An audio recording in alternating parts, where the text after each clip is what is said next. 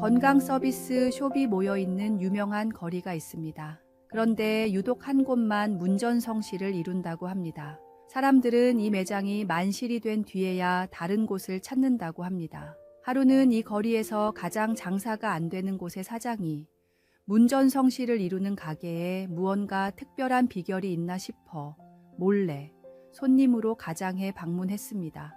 그런데 본인의 가게와 비교해 하나부터 10까지 딱히 더 나은 점을 찾지 못했습니다. 가장 중요한 기술도 비슷했습니다.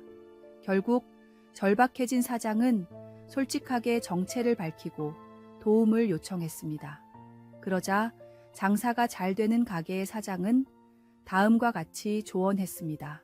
우리 매장은 단순히 기술을 제공하는 곳이 아니라 지친 사람들에게 활력을 제공하는 곳입니다. 저는 우리 가게를 방문한 사람들이 활력을 얻을 수 있도록 신경을 많이 쓰고 있습니다. 마찬가지로 우리 직원들도 단순한 기술자가 아니라 사람들에게 에너지를 불어넣는 사람이라고 가르칩니다. 목적의식에서 오는 작은 차이를 손님들이 느끼고 더 많이 찾아주시는 게 아닐까요? 세상 속에서 살아가는 우리 크리스천의 목적은 무엇입니까?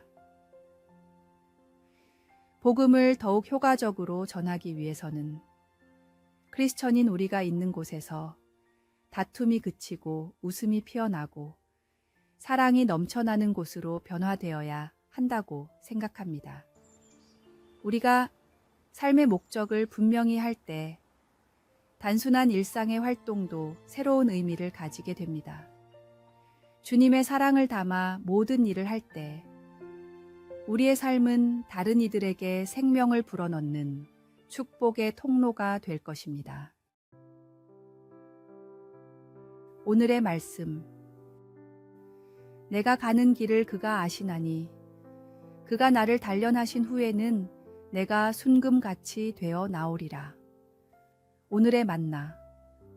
오늘 하루 당신이 하는 모든 일에 목적의식을 부여해 보세요.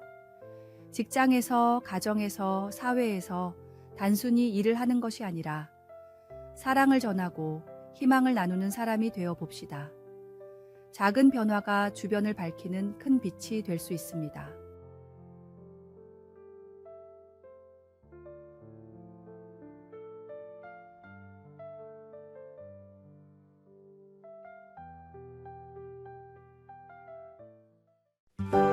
(5월 27일) 화요일 미키모토의 진주섬. 일확천금의 꿈을 안고 쉬는 날마다 바다에 나가 진주를 채취하는 남자가 있었습니다.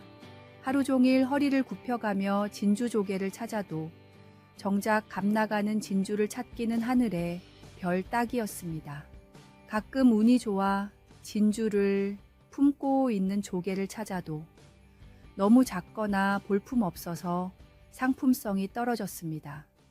진주조개에 왜 진주가 없을까 궁금했던 남자는 이 분야의 전문가인 동경제국대학교의 한 교수를 찾아갔습니다. 교수는 좋은 진주를 얻기 위해서는 양식이 정답이지만 지금까지 아무도 성공한 적이 없다고 말했습니다. 대부분의 사람은 이 말을 듣고 포기했지만 이 남자는 오히려 다음과 같은 꿈을 품었습니다. 그렇다면 내가 진주를 양식하는 세계 최초의 사람이 되어야겠다. 성공할 확률이 1%도 안 된다며 모두가 만류했지만 남자는 자신의 모든 재산을 털어 가족과 함께 작은 섬으로 이사를 가 오로지 진주 양식에만 매진했습니다. 4년 뒤 남자는 세계 최초로 진주 양식에 성공해 세계적인 보석상이 되었고 남자가 이사를 했던 작은 섬은 남자의 이름을 따서 미키모토 진주섬으로 불리며 유명한 관광지가 되었습니다. 진주를 위해 모든 것을 바쳤던 남자처럼 천국을 위해, 복음을 위해 우리의 삶을 주님께 바쳐야 합니다. 가치 있는 목표를 위해 모든 것을 투자할 때 우리의 삶은 진정한 보석과 같은 열매를 맺게 될 것입니다. 오늘의 말씀. 또 천국은 마치 좋은 진주를 구하는 장사와 같으니 극히 값진 진주 하나를 발견하매 가서 자기의 소유를 다 팔아 그 진주를 사느니라. 오늘의 만나. 당신의 삶에서 가장 귀중하게 여기는 가치는 무엇인가요? 그것을 위해 얼마나 헌신하고 계신가요? 오늘 하루 영원한 가치를 향한 열정을 다시 확인하고 도전해 보시기 바랍니다.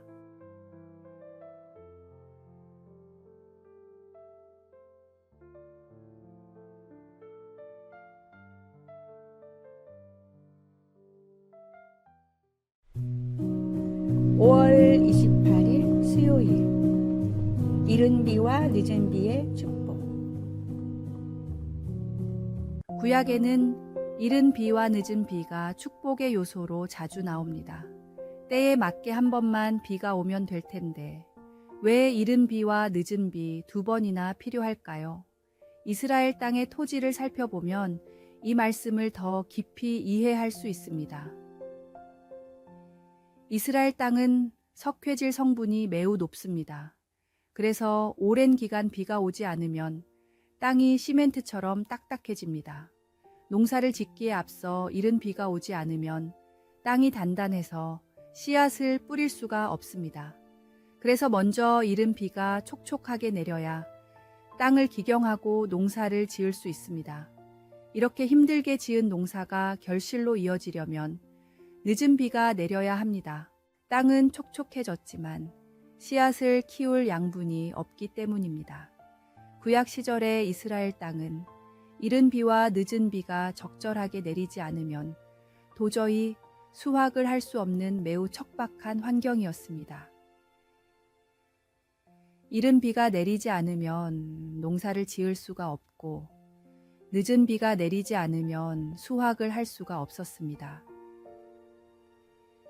구약 말씀에 나오는 이른 비와 늦은 비는 우리의 모든 필요를 완벽한 타이밍에 주님께서 채우실 것이라는 고백입니다. 우리의 인생을 뒤돌아보면 언제나 우리의 계획보다 하나님의 계획이 정답이었다는 사실을 깨닫게 됩니다. 하나님의 응답이 때로는 조금 빠르고 때로는 조금 늦더라도 모든 것이 주님 손에 달려 있음을 믿음으로 고백하십시오. 오늘의 말씀.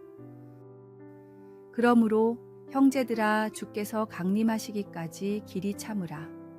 보라, 농부가 땅에서 나는 귀한 열매를 바라고 길이 참아 이른 비와 늦은 비를 기다리나니. 오늘의 만나. 인생의 특정 시기에 응답이 없어 애타는 마음이 들 때도 하나님은 당신의 완벽한 때에 필요한 축복을 보내십니다. 오늘 기다림의 시간도 하나님의 계획 안에 있음을 신뢰하며 이른 비와 늦은 비를 보내실 주님을 기대하는 하루가 되시기 바랍니다.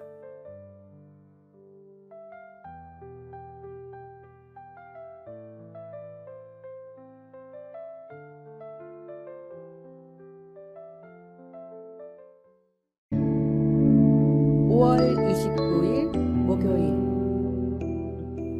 삶의 난 경건의 길. 산에는 원래 나 있는 길이란 없습니다. 다만 사람들이 같은 곳을 계속 왕래하다 보니 풀이 꺾이고 나무가 뽑혀서 길처럼 보일 뿐입니다. 길이 나 있는 곳이라면 그곳이 어디든지 사람이 자주 다닌다는 뜻입니다. 산과 숲을 거니는 사람은 저마다의 목적이 있었을 것입니다. 산 정상을 목표로 하는 사람, 다른 마을을 방문하려는 사람, 집을 짓고 살려는 사람, 귀한 약초를 찾으려는 사람 등 그런 사람들의 발걸음이 쌓이고 쌓여 생긴 것이 바로 길입니다.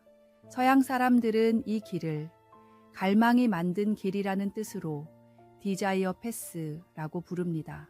사전적 의미로는 사람이나 동물이 자주 다녀 생긴 길이지만 다시 말하면 욕망이 만든 길이라는 뜻입니다.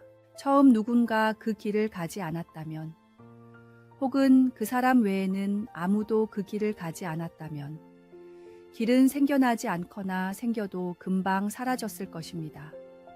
마찬가지로 우리의 마음, 우리의 습관에도 수많은 길이 나 있습니다. 건강해지고 싶은 사람은 운동의 습관으로 길을 내고, 돈을 많이 벌고 싶은 사람은 더 많은 일로 길을 냅니다. 지금 우리의 마음과 삶 가운데 주님을 향한 길은 얼마나 나 있습니까? 가장 자주 찾고 즐겁게 거니는 주님을 예배하는 경건의 길이 우리 삶 속에 가장 중요한 길이 되도록 자주 거니십시오. 오늘의 말씀. 주께서 내 마음을 넓히시면 내가 주의 계명들의 길로 달려가리이다. 오늘의 만나. 오늘부터 삶 속에 경건의 길을 만들어 가시기 바랍니다. 매일 같은 시간에 말씀을 읽고 기도하고 찬양하는 습관이 쌓일 때 당신의 마음에도 주님을 향한 아름다운 길이 생겨날 것입니다.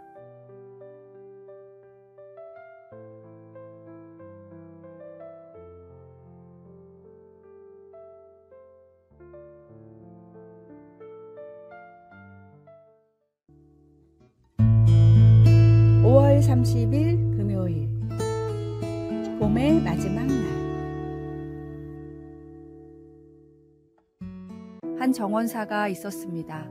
그는 매일 아침 정원을 돌보며 하루를 시작했습니다. 하루는 심한 폭우가 내린 후 정원의 많은 꽃들이 망가져 있는 것을 보게 되었습니다. 정원사는 낙담하는 대신 살아남은 꽃들을 하나하나 살피기 시작했습니다. 그리고 그 과정에서 놀라운 발견을 했습니다. 강한 비로 인해 흙이 씻겨 나가면서 오히려 뿌리가 더 깊게 자리 잡은 식물들이 있었고, 새로운 싹들이 돋아나고 있었던 것입니다. 그는 일기장에 이렇게 적었습니다. 오늘 나의 정원은 어제의 정원과 다르다. 많은 꽃을 잃었지만 더 강해진 식물들을 발견했다. 이것이 자연의 섭리인가 보다. 어쩌면 우리 인생도 마찬가지일지 모른다. 실현 후에 더 강해지는 것이 자연의 법칙이라면 나는 오늘의 정원에 감사한다. 5월의 마지막 날에 서서 우리도 지난 봄을 돌아보면 어떨까요? 기대했던 일이 이루어지지 않았을 수도 있고 예상치 못한 어려움을 만났을 수도 있습니다. 하지만 그 속에서도 우리는 분명 성장했고 새로운 가능성을 발견했을 것입니다. 감사는 모든 것이 완벽할 때만 하는 것이 아닙니다. 오히려 부족함 속에서도 채워주시는 하나님의 은혜를 발견할 때 진정한 감사가 시작됩니다. 오늘의 말씀. 범사에 감사하라. 이것이 그리스도 예수 안에서 너희를 향하신 하나님의 뜻이니라. 오늘의 만나. 작은 일상의 순간들, 당연하게 여겼던 것들에서 감사의 이유를 찾아보세요.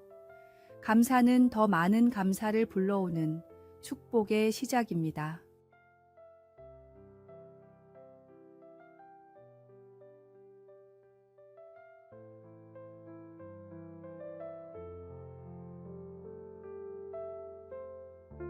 아래에 빨간색 글자 구독을 누르시어 더 많은 전도의 열매를 맺으시기를 기도합니다.